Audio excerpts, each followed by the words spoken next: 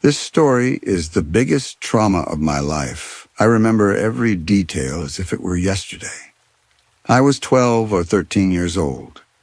At that time, we were living in a small farmhouse in Iowa.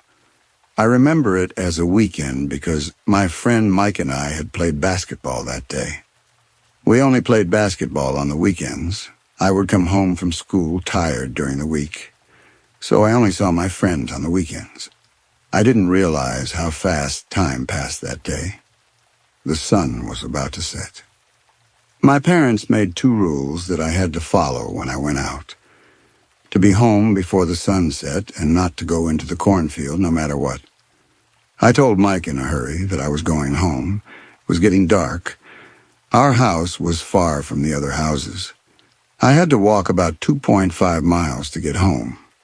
I didn't want to worry my family, so I started walking quickly towards home, but it was almost impossible to get home before the sun set. That day I made the mistake of my life and walked into the cornfield. It would save me a lot of time to go through the cornfield, and I would be able to get home on time. It would save me about half an hour.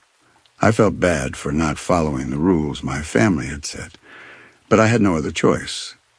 Since there was no lighting on the farm road, there was a high probability that I would get lost in the dark. I didn't have a cell phone, so I couldn't ask my father to pick me up. I started walking through the field. The sound of the wind and the rustling leaves seemed very peaceful to me at that moment. After walking for about 5 minutes, I heard a voice coming from behind me. I immediately turned around in fear, but no one was there. An involuntary fear gripped me. I had never walked through a cornfield alone before. When I remembered the scary stories my family told me, my fear increased a little more. While walking in fear, I thought that the sound I heard was coming from the wind, and that the stories they told me were made up. In fact, thinking like this relaxed me a little. I quickened my steps because the sun was about to set. If I couldn't get out of the field and get home before the sun set, there was no way I could find my way in that darkness. I heard another voice from inside the field.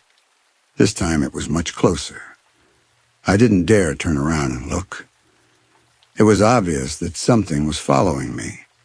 When I looked back out of the corner of my eye, I couldn't see anything. I thought it must have been an animal, but fear had taken over my entire body. My house began to appear through the field. I felt a little more relaxed. As I was about to leave the field, I saw a man 35 yards away.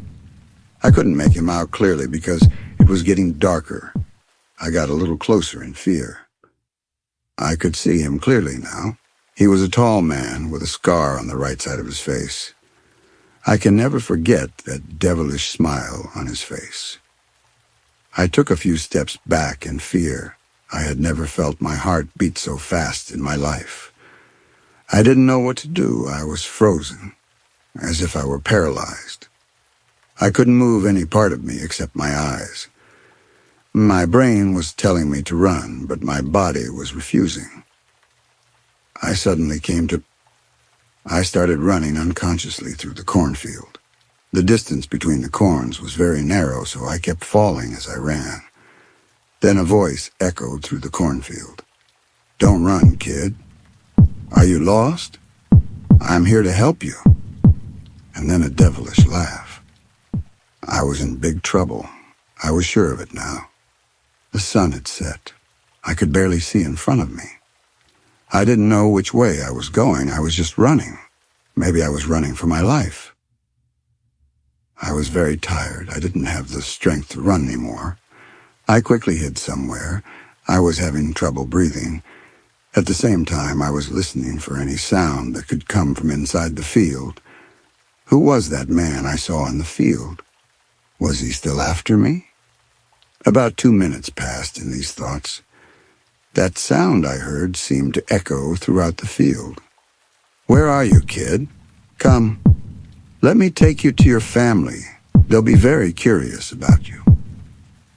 After hearing these sounds, I continued to run quickly.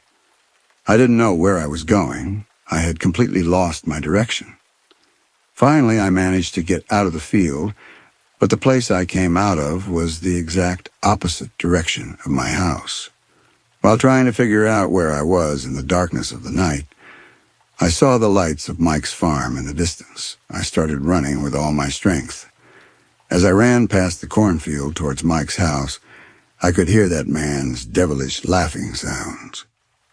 It was very scary. Finally, I reached Mike's house. I knocked on the door violently. Mike's mother opened the door. I quickly went inside. I told her everything that had happened to me. She immediately called my family and took the shotgun hanging on the wall and went outside.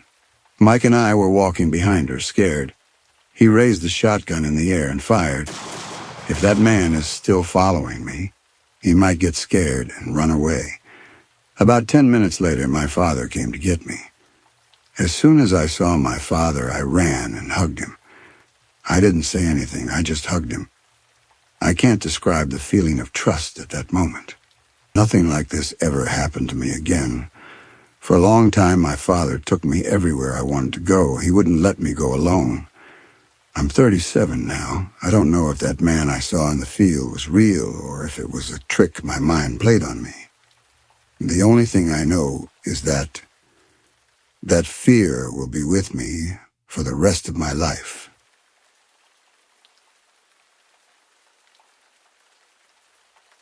On Halloween, my friends and I went to my family's farmhouse in Kansas. It was in a very remote area. We came here because it had a very scary atmosphere. There were 3 of us, me, Taylor, and Jasper. My friends had never been to our house before. We didn't go there very often anyway. They didn't know about the scary atmosphere, so I made up a story for them. I thought it would be funny. I told them that years ago a child had gotten lost in the cornfield in front of our house and was never found. I said that sometimes the people who lived there saw the child at night. I couldn't help but laugh. Taylor was very scared. He tried not to show it, but it was obvious. "What field?" he said. We were standing in front of the window. "Right in front of our house," I said. "That close?" he said, her voice shaking with fear. "What happened, Taylor? Were you scared?" I said, making fun of her. The farmhouse didn't have internet, so we downloaded the horror movies we were going to watch onto our MacBooks. We were going to have a barbecue, then have some drinks and watch the movie. It was almost 7 p.m. We had a barbecue. We had some drinks on the porch, chatted, and had a great time.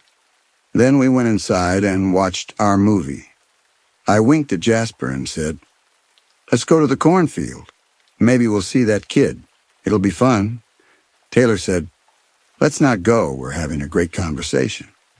Jasper said, "Are you scared?" He said, "Why would I be scared? Let's go." When we got there, he said, "Don't cry from fear, but I'll laugh at you a lot." We all had gained courage under the influence of alcohol. We took our flashlights and walked towards the cornfield. When we got to the front of the field, Taylor said, "Isn't that enough?"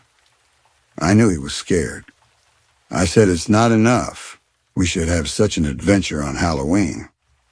I didn't know at that moment that Taylor was the smartest person among us. We went into the cornfield. Jasper was screaming, "Boo!" scaring Taylor. We were having a great time. Taylor said, "That's enough. I'm going home." Jasper and I decided to stay in the cornfield a little longer. About 10 minutes had passed. We were chatting and smoking. Then we heard a voice saying, "Help me, please help me." We were a little scared, but it was obvious that it was Taylor. We said, "We're so scared. Please leave us alone, Mr. Ghost," and went in the direction of the voice. But no matter where we went, the voice came from the opposite direction. Jasper said, "There's no way Taylor could move that fast." We were a little scared, but we thought the voice was echoing in the field. Everything was normal for about a minute. Then we heard the voice again. "Please help me." This time the voice was very close, right behind us. I turned around in fear. I was shocked by what I saw. I couldn't speak for fear. Right in front of me was what looked like a ghost, a boy in red shorts and a white t-shirt. Jasper kept walking, unaware of what I was seeing. I couldn't speak, but I managed to catch up with Jasper. I signaled to Jasper. When we looked back to where I had seen the ghost, there was nothing. "Jasper, I'm not scared. Stop joking around," he said. I had regained my composure a little. "Let's get out of here," I shouted and started running. I was running towards the house. I was out of breath by the time I got home. When Taylor saw me, he said, "What are you doing? Is this another joke?" "No," I said. "I saw that ghost boy in the cornfield." Of course," he said, laughing.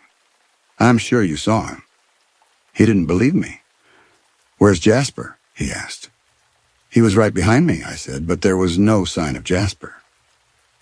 About 10 minutes had passed, and Jasper still hadn't returned. "Let's call the police," I told Taylor.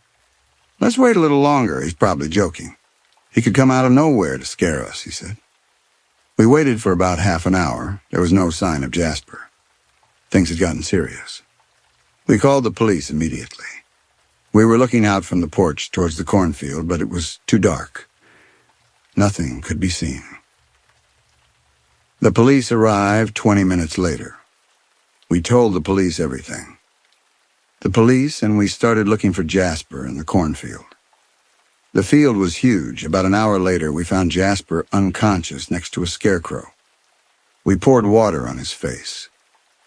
Jasper came to with difficulty. We asked him what happened. We was shocked by what he told me. I thought my heart would stop. "You ran towards the house, and then you came to me laughing a minute later. You were brave. You weren't scared. There's a scarecrow up ahead. Let's take it home. And a scared Taylor," you said.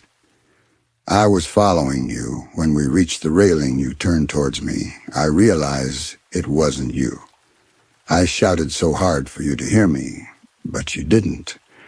I don't remember what happened next. That's how you found me," he said. The police didn't believe us. They even laughed. "It's the effects of alcohol, kids. Drink less from now on. If you're still scared, we'll take you to the police station. You can call your parents and they'll come and get you. We can't let you drive like this," they said. We went to the police station with the police. Taylor's dad came to get us. The joke I told that day felt like it had come true. If it had been just me, I would have thought I was hallucinating. But Jasper had seen the same thing. I really don't know what happened there that day. Even in a movie, when I see a cornfield, I get really scared. I reassure myself by thinking it was the effects of alcohol. Otherwise, I know I wouldn't be able to keep my sanity.